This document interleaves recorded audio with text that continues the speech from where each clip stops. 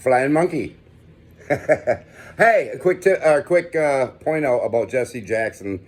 I wasn't a big fan of his. God bless his soul and everything. Everybody deserves to be blessed. You go to heaven or wherever you're going. But I gotta just let you guys know about this. About 20 years ago, maybe 25 years ago, there was a black guy down in Saginaw. He had mental issues, long criminal history record, and he really wasn't a good guy. He was a menace to society. And every once in a while, he'd lose it and go tear a gas station up in the middle of the day and blah, blah, blah. Well, anyways, one day he went too far. I forget exactly what he did. He was in the gas station down along Genesee by the river. Malcolm, I can't remember his name right now. I always joke they're going to name a freaking bridge after him in Saginaw or something. The guy was just no good. Well, anyways, he went in there. I don't know if he was punching people and knocked everything over in the store. And then he walked across the street. Police were called, the city cops, which is surprising they even showed up. Well, like 6 of them showed up. It's Malcolm. Excuse me. So they all are around Malcolm in the parking lot from the gas station on Genesee, right by the river, kind of. And Malcolm pulls a knife out. I don't know why. I don't know why. Anyways, long story short, they end up filling him with Leticillin like 25 times. My numbers are wrong, but they emptied their clips on this guy, and he's dead. Okay, well, they try to get everything going big because he's a black guy shot, good family dad, Christian, whatever, church-going, volunteer, African-American guy, Malcolm. The cop shot him for no reason.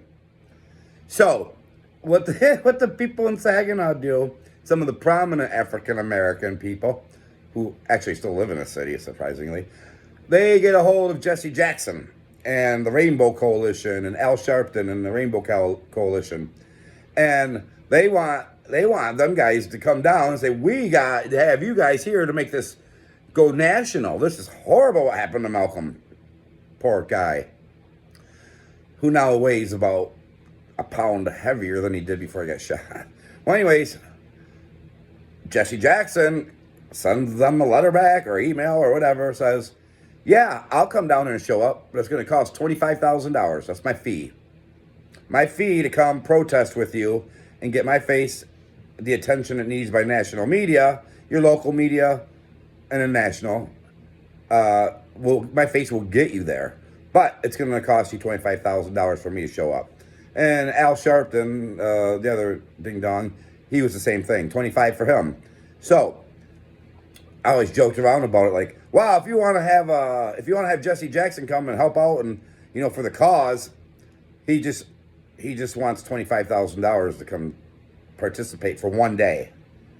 2 days is $50,000, and then plus you have to pay for his boarding in a fine hotel and all the rest of the crap. So, anyways, nobody ever sees that part of Jesse Jackson and how good he is for human rights and African Americans' rights, and he's never held a frickin' job a day in his life. He was a sapsucker. I mean, God bless him, and everything. And Trump, they all had their relationships. But he was a sapsucker. Never had a job a day in his life. He sapped off of us. He sapped off of mostly the African-American communities. And they willingly gave him his money. So, anyways, that's my Jesse